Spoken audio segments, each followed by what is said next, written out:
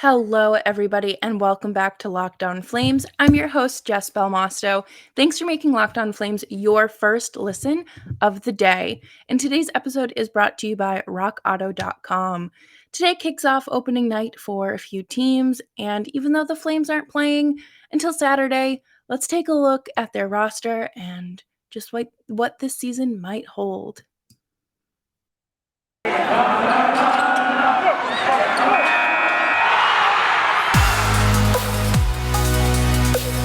You're Locked On Flames, your daily podcast on the Calgary Flames. Part of the Locked On Podcast Network, your team every day.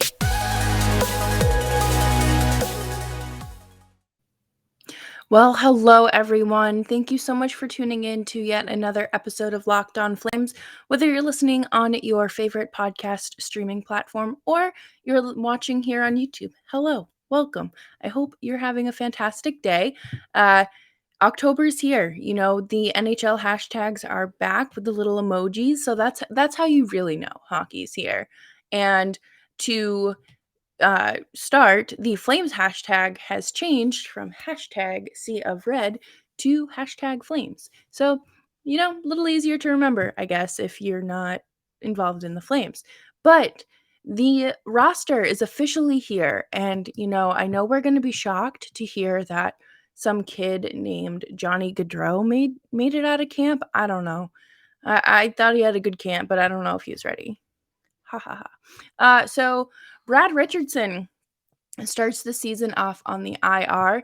Tyler Pitlick is back. Well, he made the roster. It doesn't say that he is injured or anything, so hopefully that recovery has gone well. Glenn Godden made the roster, which I think was great because, well, he has been fighting for a roster spot for 2 seasons now, and think that it's great to see him really get that chance. And there were a very limited number of spots available, as we all know. So it's really great to see, you know, some young blood back up in there. And of course, Oliver Shillington made the roster as well. And that gives me hope. Okay. I know that he's 24, 25 years old and has kind of been bouncing between the AHL and NHL, but hopefully this really is the season for him to make his home on the Calgary blue line, because otherwise, if I'm him, I'm starting to request a trade, and it's a lot, and I feel bad because he is a good defenseman, and I just think there wasn't really a lot of room for him up in the big leagues, between really the solidified first and second pairing. But, you know, that third pairing last season with Valimaki and, oh my goodness, I can't even remember who the third pairing was last year, but I feel like, you know, there could have been some change. And, you know, I think that Shillington has finally made the leap. I really do. It looks hopeful in regards to this season. I really hope that this kind of gives him the confidence boost that he probably needs. And I mean, I just think it'll go well. I really do. And it's time for him to really show the Flames organization what he's made of. But like I said, the Flames aren't playing until Saturday night against Edmonton in Edmonton. It's a great way to start off the season with the Battle of Alberta, and especially after McDavid's comments, which we've talked about recently on the show, in regards to Chris Tanev, you know, going for his legs as if McDavid wasn't like diving the post. But okay, whatever you say. And the Flames aren't home until 10/18, which is next Monday, but that feels so much further away. And Seattle kicks off their season tonight. But one thing I did want to talk about is how they named Gio their captain. I really felt like that was salt in the wound. And obviously, like, I get it. Like, it's nothing personal against the Flames, and he is a fantastic leader, but it was just another salt in the wound. And it just a lot of discourse around it, and you know, on social media was just, there wasn't a better choice. He was the obvious choice. And I'm happy for him, to go down in history as the first franchise captain is just pretty great. And I'm hoping that he leads Seattle to something big, but not at the cost of of the Flames. Uh, he said a quote. He had a quote the other day talking about how every night the guys have something to fight for to prove their former teams wrong. And I thought that that's cool because, like, they're kind of coming in as these, I don't want to say like underdogs, but, that these outsiders, most of them, although I really don't think that Gio is an outsider in terms of where where he fell. He was top pairing defenseman, captain, but just like we saw with Vegas, it was just a bunch of not scrubs. That sounds mean, but just obviously the outsiders, the outliers, and they're gonna get a chance to turn this team into something that who knows? Maybe they'll be better than Vegas. Maybe they'll be better than the defending champions. I don't know. But what I do know is that COVID ravaged one of their lines. It's the Jamie Olesiak line. And that whole line is out due to COVID protocol. So that stinks, especially I think that was their first line. I could be very wrong. Check out Locked on Kraken for that. But it's very it stinks. I mean, just to have one player out is bad enough, but to have a whole line? What were you guys doing? But it again, kind of setting their tone for the season, I guess. But we just have to wait around and twiddle our thumbs until the Flames kick off their season on Saturday. And of course, we're going to watch Tampa raise their banner again. And hopefully, we won't be doing this again next October. Hopefully, the Stanley Cup will find a new home. But coming up next, I'm going to talk about some bold predictions in regards to who's going to win what for the Flames and who is going to walk away with the most points. But first, let's talk about BetOnline AG. We're back. We're better than ever. All eyes are on the hockey rinks as teams are back for another hockey season. And they are also back for the gridiron for football. As always, BetOnline AG is your number one spot for pro and college football action this season. With a new updated site and interface, with even more odds, props, and contests, BetOnline continues to be the number one source for everything football. And head on over to the website. You can use your mobile device or your computer to sign up today and receive your 50% welcome bonus with your first deposit. Don't forget to use our promo code LOCKEDON for that 50% welcome bonus. BetOnline is the fastest and easiest way to bet all your favorite sports. BetOnline, where the game starts. And of course, DirecTV coming through with the most fantastic deal, because this sounds like something for me. Uh, you have one device that lets you catch the game, another that has you streaming your favorite shows, you're watching sports highlights on your phone, and you've got your neighbor's kids, best friends, goldfish, uncles login for the good stuff. Well, I want to talk to you about a very simple way to get all that entertainment in one place, and that is with DirecTV Stream. And it brings you your live TV and on-demand favorites together like never before. So you can watch it all in one place. And that means no more juggling remotes, no more asking for logins, no more having to reset the password because you forgot it for the millionth time. And the best part is that there's no contract. So get rid of the clutter, the confusion, and get your TV together with DirecTV Stream. You can learn more at directtv.com. That's directtv.com. Compatible device required. Content varies by package. Locked On Flames continues. Don't forget to follow me on Twitter at Jess Belmosto. If you're watching on YouTube, it's that right there. It's right there. But let's talk about some predictions for the season. I think last year I was a little too excited, just a little too excited for this team to get underway. and I overestimated them. But you know what we're not going to do this time? Overestimate the team. We're not. We're not going to be wildly optimistic, but we're also not going to be super pessimistic. But off the bat, Johnny Guidro is going to lead this team with goals and points. I think he has probably close to 30 goal season, especially if that top line is Guidro, Lindholm, and Tkachuk. I think that is a no-brainer, especially if you want success.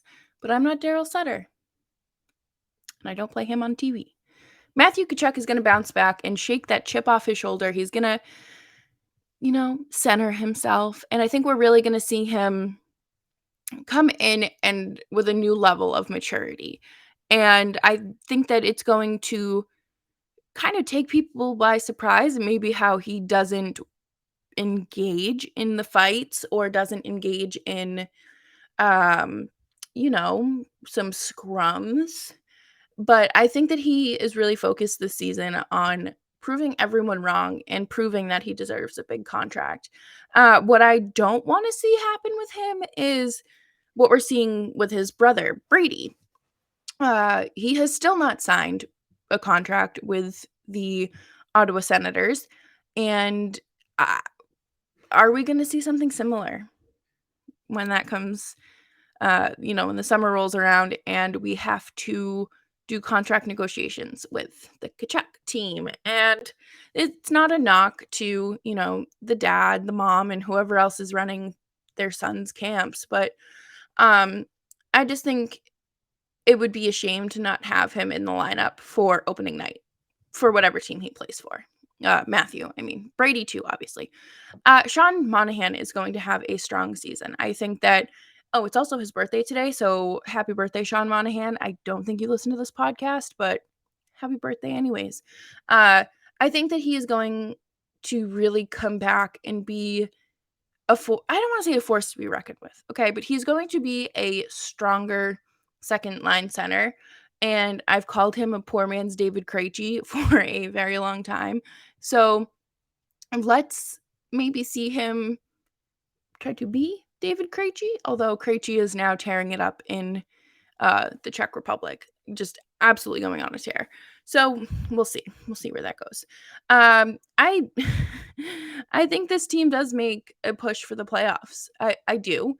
I think that, having a healthy Sean Monahan, having a healthy Noah Hannafin, having, these forwards who are going to really bring and elevate the offense, obviously, is going to be imperative. But I do think that they do kind of make a trade at the deadline. I don't think it's necessarily going to be for a forward. I think that they are going to desperately need an upgrade on the blue line. And, we've kind of always already talked about how this team's blue line just does not look good and how some of them just look a little you know, useless, should I say, out there. But I do think that there is some potential. I would love to see them, just kind of do their job. But I do think that they make a deadline move. I do. And I think that they're going to claw their way in. I think that they're going to claw their way into the playoffs. And I think that this team could easily finish top 3 in the division, but I don't expect this team to stay fully healthy. I don't. I don't think you should ever expect your team to stay fully healthy. It's just not realistic. But I've made that prediction before, okay? I said that they were going to finish second behind the Leafs last year, and finishing second behind Vegas would be very bold, especially with the way that, Edmonton kind of upgraded their roster. Um, we don't know what we're getting with Seattle, and we don't know what we're going to get with really anyone else in the division besides the Ducks. They're probably going to stink. But I do think that it's going to be a fight.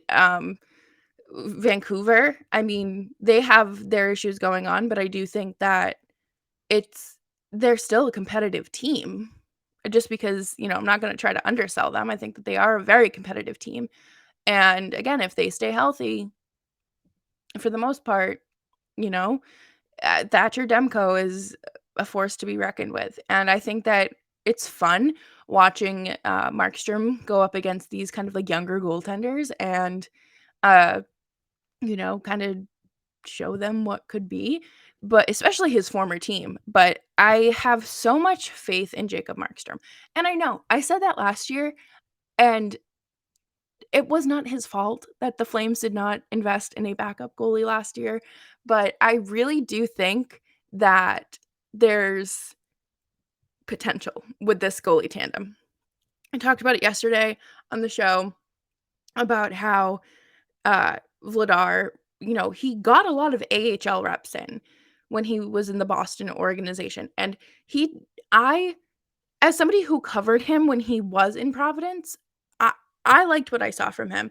And I know that they have a fantastic coaching system down there. I mean, Jay Leach is now with Seattle, and it's just that was a great group of players, and just the organization as a whole is great. And I know that he had a strong preseason.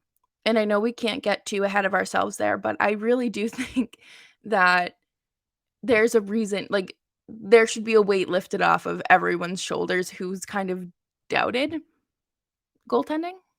I think that that's fair to say. I think, we can maybe breathe easier a little bit, maybe a little bit. But in all seriousness, I do think that the Flames, could really potentially make the playoffs. Do I think that they're going to have a deep playoff run? No, but I do want to say that I think the Western Conference brings the cup back home. And I don't think it will be a Canadian team, but that's okay.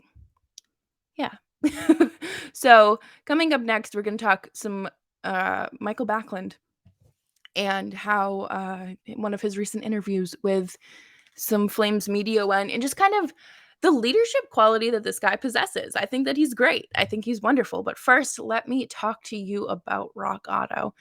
I had to get my car road trip ready because I'm heading down state towards New York City, and that's a long drive from upstate New York. So I don't know if y'all ever look at a map and you see Montreal. I'm like 45 minutes south of that, and then another 5 hours northeast of the city, northwest. I don't know. I don't do directions. But anyways, I'm pretty far north in New York State. So I have to drive 5 hours, and I needed to make sure that my car was in tip-top shape and I have everything I need to get me to and from safely. RockAuto.com made sure that was possible. I got everything I need, my bulbs, my lights, everything. We're all good here at Rock Auto. So head on over to rockauto.com today and use their How Did You Hear About Us section to let them know that we sent you. Just use it. Say Locked On sent you. And I think that that's fantastic for uh as the winter's rolling around. I mean, I saw somebody tweet the other day that it was snowing in Calgary. It's October. Y'all get snow that early? But all right. So head on over to rockauto.com and use their How Did You Hear About Us section to let them know that we sent you. It's just me again popping in here to remind you to subscribe to the show on your favorite podcast platform or on YouTube, and turn on that little notification bell so you never miss me. All right. So, Michael Backlund, has he been overlooked for a potential captaincy position? I would say so. I think that everybody's kind of pushing for these younger guys, which is fine. I think that it's realistic to say, like, oh, we want somebody who will be here long term to be our captain. But I mean, look at Seattle. They made the guy who has 1 year left on his contract the captain. So he says that it's been a great camp. It's good to go into a new season when you know the coach, you know what to expect, what type of drills he runs, and what what type of system he wants to use. Okay, listen, I'm gonna read into this, and I'm sure he didn't mean any shade by this, but the fact that they have a coach from last season heading into a new season, probably very good. It's one less change to adapt to. And he just goes on to talk about how he's ready and how it's exciting. Since day one, they've sent out a practice sheet the day before. It's also posted in the dressing room first thing. It's great to know what to expect. Between the whistles, you grab water and move on to the next drill. It's very businesslike. It's led to some great practices the past few weeks. So that's great. And I think that it's important to remember, like, yes, hockey is like fun, laid back, like woo, but it also needs, when you are a team that is a little bit not competitive, when you've been compared to a beer league team, when you've missed the playoffs, when you've had a first round exit, you kind of need someone to, rein it in and run a tight ship. And there's nothing wrong with that. I mean, I think that we saw uh, Sutter kind of come in and show them, this is what we're gonna do. This is the kind of show I run. So get used to it. And Jacob Markstrom had a 9.57 save percentage the other night in the final game. Obviously, can't read too much into the preseason. Johnny looked great too. He had the second highest expected goal percentage in the league, which fantastic. And I really hope that this season goes well for the Flames. Like, there's absolutely no reason to not be excited about this team. Unless you just don't like exciting things. Unless you don't enjoy being positive, but the season hasn't even started yet. So, let's just put on our Flames gear and cheer for them because, I think it's going to be huge having fans back in the dome as well. I think that it's going to be very interesting to see how that works. Looking forward to seeing everyone's pictures, everyone meeting up, hanging out. Remember to be safe and follow guidelines. And of course, cheer for the home team. And thank you all so much for tuning into today's episode of Locked On Flames. And I will catch you tomorrow. And be sure to make the Locked On Flames podcast your first listen. Bye-bye.